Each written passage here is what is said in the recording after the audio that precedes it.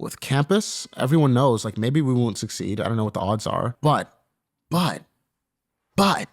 if we win and every American gets skills and knowledge with no debt, that's a completely different country, right? In most businesses, there's this sort of inverse relationship between what's good for the world and what's good for the company. One of the things I love about this model is students graduating is good for students, it's good for our country, it's good for society, and it's good for our bottom line.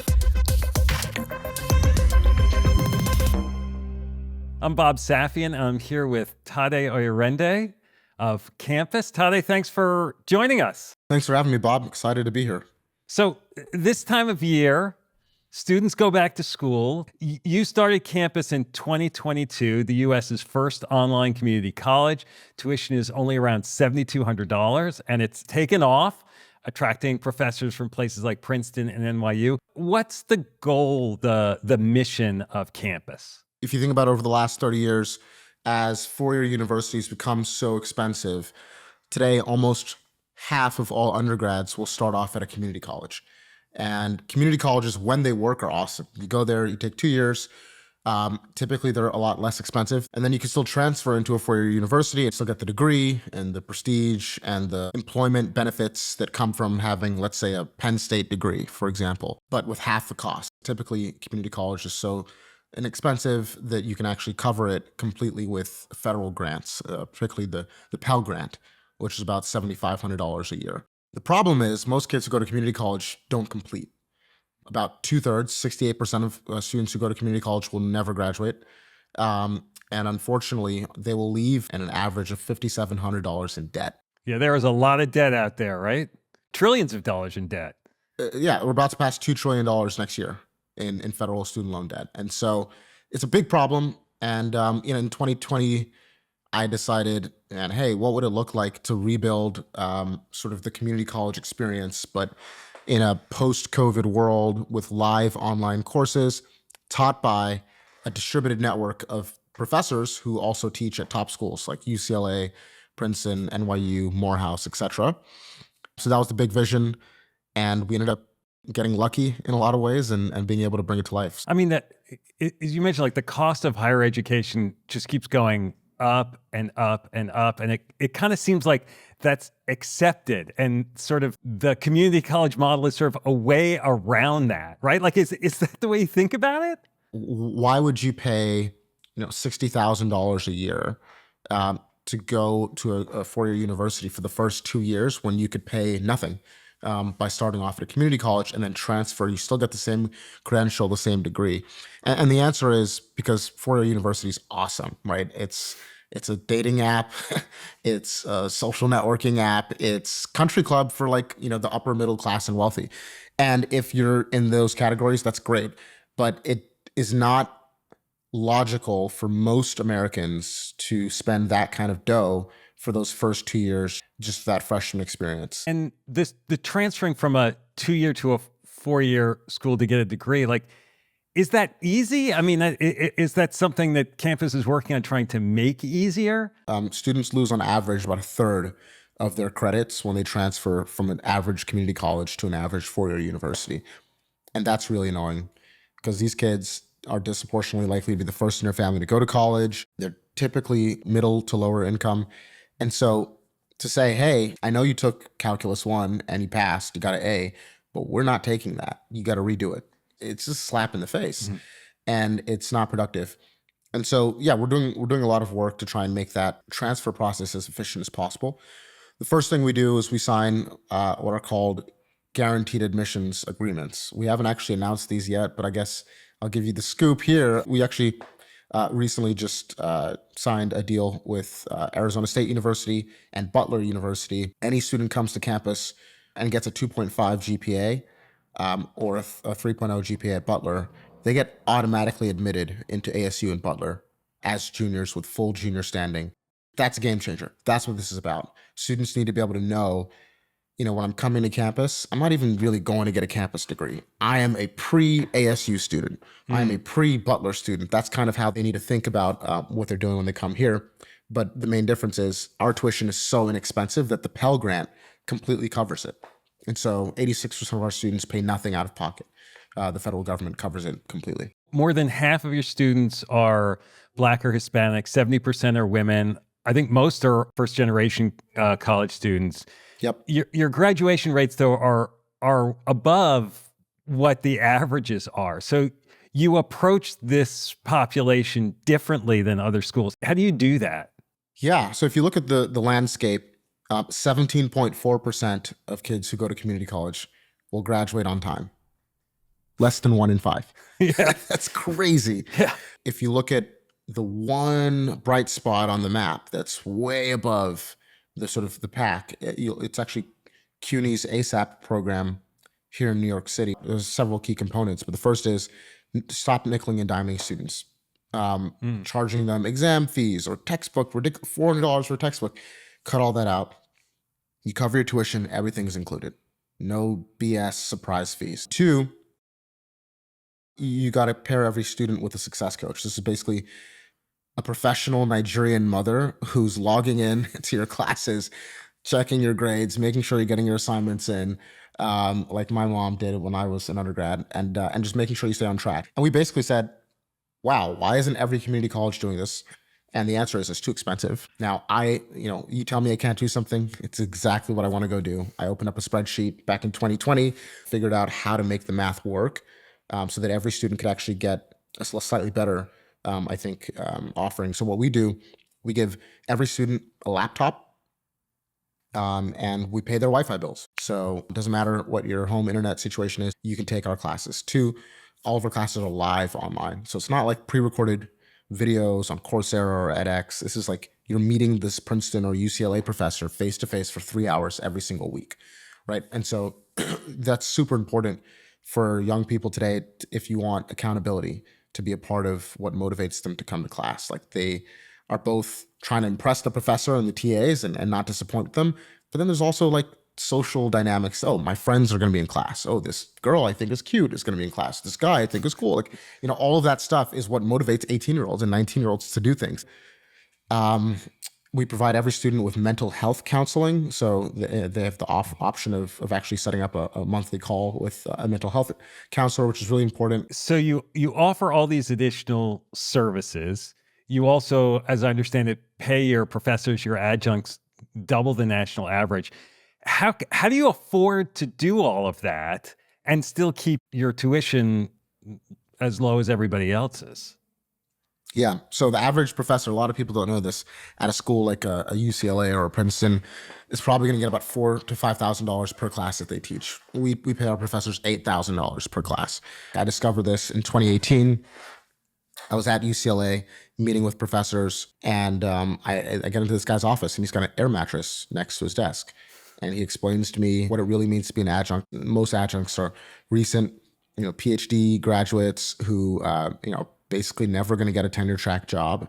And they're kind of the Uber drivers of higher education. They earn so little. In fact, a Berkeley study I came across found that about 25% of all adjuncts in the country live on at least one welfare program. So we pay them double the national average wage. It's life-changing for these faculty. But so how do we make the numbers work? First is you got to use software to do all of your back office operations.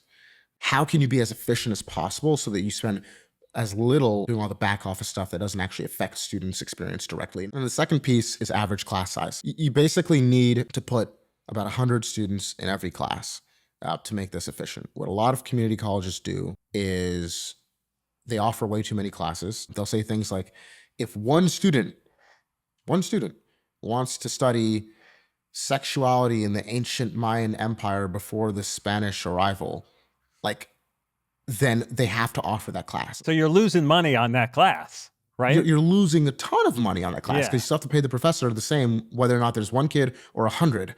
And so what you actually need to do is basically say, hey, look, there's a lot of value to a lot of these electives, but what are we here to do? Are we here to help you explore the limits of human knowledge and history and go deep on those things?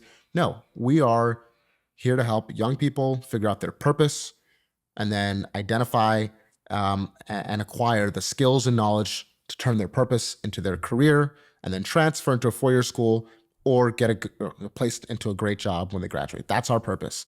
And you mentioned earlier Coursera and edX that do these large asynchronous classes. That seems like that would have the most financial leverage because you just have to pay the sort of teacher once and then you can keep using the class over and over again. But you feel like that doesn't work even for part of your model.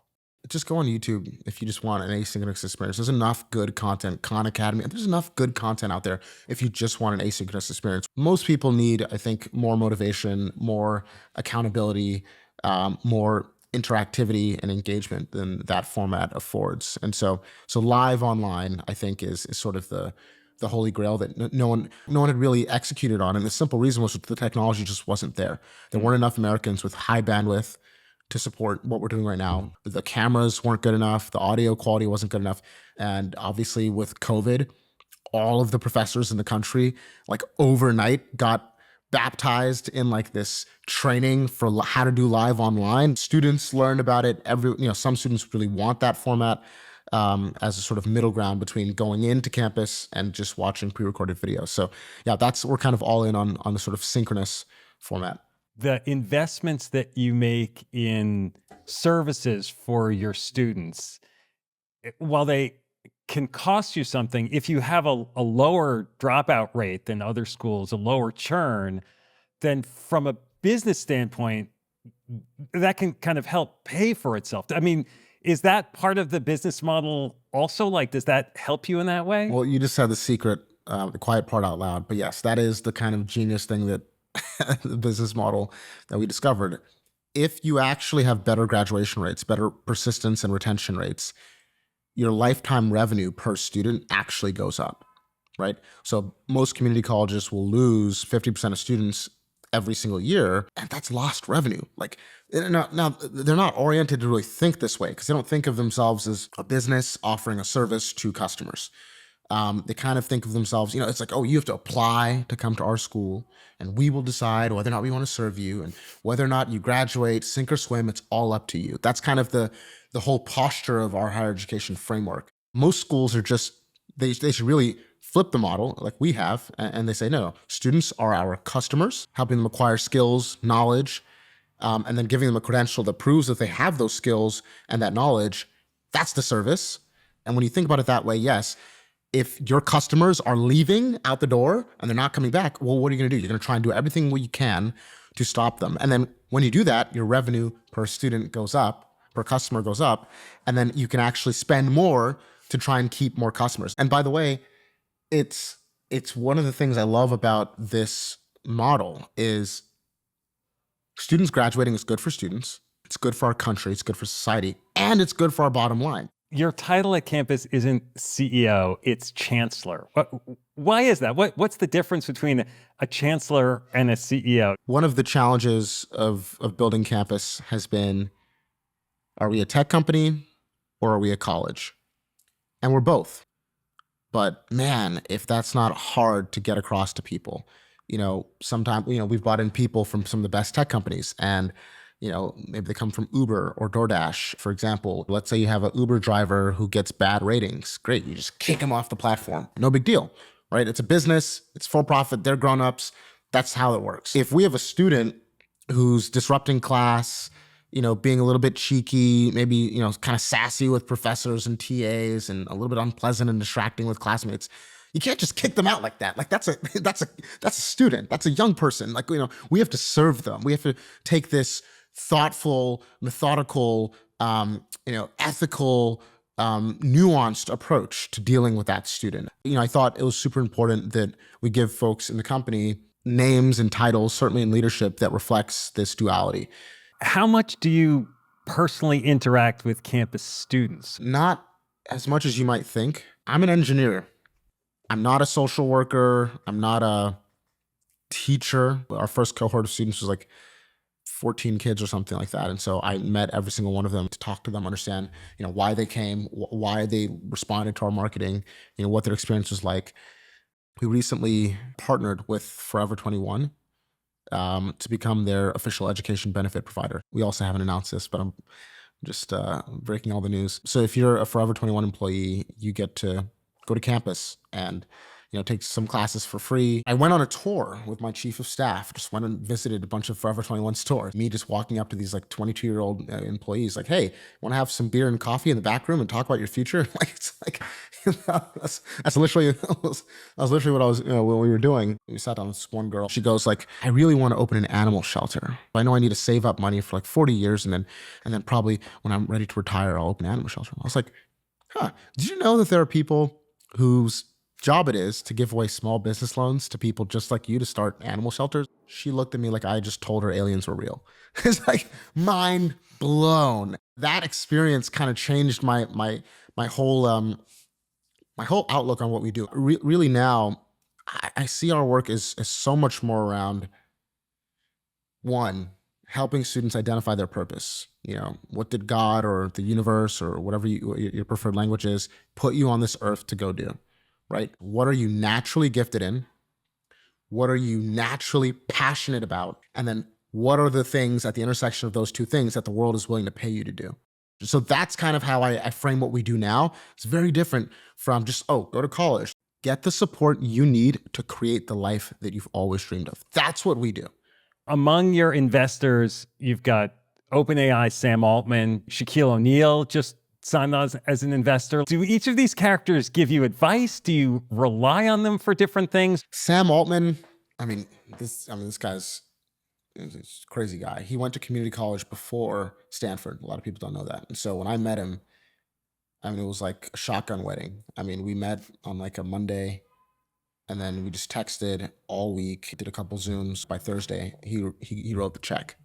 Like, it was not like a typical investor process with meetings and meetings and meetings and meetings and meetings. He's like, yeah, I've been looking for this exact, concept. I think he's very thoughtful about the disruption that AI is going to bring to a lot of, entry-level knowledge work. And I don't think anyone has any faith that traditional higher education is going to be sufficiently dynamic and responsive to the changing reality, shifting the skills, the curriculum, to make sure students are prepared for a new world. Sam's weird. Like, he's got this world view, and I think he's like investing in companies to like build all the different aspects of what he thinks the future looks like. I think the way he evaluates these deals is like, okay, he looks in his like diary, and it's like, he probably has something that says like the year 2050, and he just like has every aspect of society, and he goes, okay, is this consistent with my future predictions on education in 2050? Okay, cool. He'll cut the check. So, and then Shaq's awesome. Shaq's like, he's helping us get the word out. He's got a really unique experience with education, unlike any other athlete. He won a championship with Kobe, and then immediately went back and finished his degree at LSU. That's unheard of. That's unheard of. Nobody does that. Nobody wins a ring, NBA champion, getting $50 million a year. He's going to go and finish at college. It's just bizarre. But and then he went and got his master's, and then he went and got his doctorate. Like, he loves education. He actually called me recently, with some new ideas on education. He's obsessed with education. I think he's extremely competitive. He wants to win. He sees it as a game that he has to win. But in general, with fundraising and with investors, I think the one piece of advice I always give to founders now is make your company so important, even if it's high risk, such that if it wins, the world is changed. With campus, everyone knows, like, maybe we won't succeed. I don't know what the odds are. But if we win and every American gets to get skills and knowledge and make their purpose their career with no debt, that's a completely different country, right? That's like a whole different society where anyone can raise their hand and say, hey, I want to learn something useful so I can contribute to society, and in exchange, earn enough to create a great life. That's a completely different world. Crime is lower, life expectancy is higher, civic engagement is better. I think founders should always think about, if I win, is the world fundamentally different? And if not, then make your company more ambitious, make it more important, because it'll actually make fundraising easier. Tade, this has been great. Thank you so much for doing this. Of course.